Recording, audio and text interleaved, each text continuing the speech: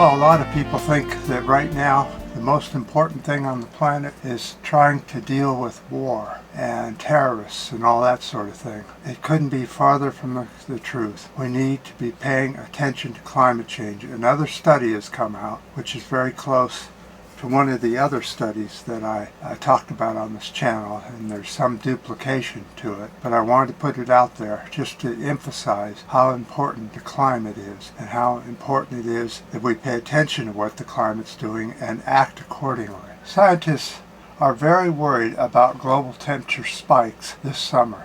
The month's shocking surge in likely to make 2023 the hottest year on record. It could also be a harbinger of even higher temperatures next year. This year was bad enough, edging closer to the red line of 1.C degrees Celsius above pre-industrial levels. Now, I think that this summer obviously was hotter than 1.5 C above industrial levels. It's whether the whole year will be above 1.5 C or not. As of October 10th, the daily average northern hemisphere temperatures had been at a record high for 100 consecutive days.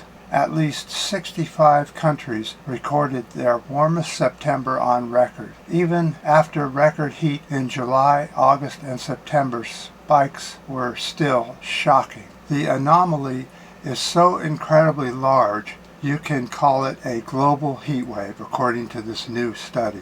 The September sudden spike to 1.7 degrees Celsius above pre-industrial global temperatures. That's what it was. It was 1.7 degrees above. So at least we get a little taste of what that's like. Survivable, but still going up and up and up.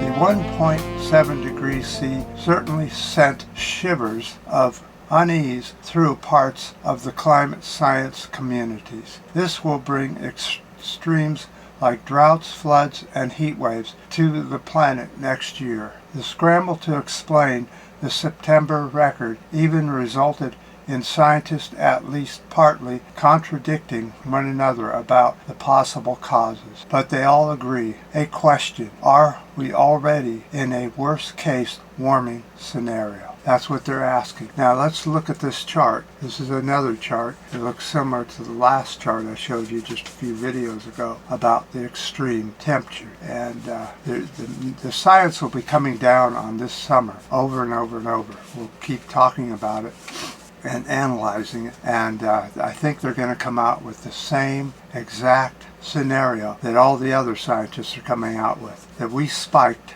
awfully high unexpectedly, and there was no clue that this was going to happen other than El Nino that had come into the mix. Now, El Nino makes the whole planet a little bit warmer, but does it make it this much warmer? They don't know yet. They're still trying to analyze it. Now, this El Nino isn't that hot compared to El Ninos in the past, about the 4th or 5th hottest so far. Now, whether it'll continue to grow or not, we don't know. There has to be enough heat in the area to bring on continuous waves of heat to build in the El Nino to make it so. Ocean temperatures are at their all-time highs since recording began, and we're going to see what next year is going to bring. But the predictions are pretty lousy. Lots of floods, lots of heat waves, lots of fires, lots of smoke in the air. We've seen it all before. Cities and towns will burn, and evacuations will not be fast enough, and people will burn. And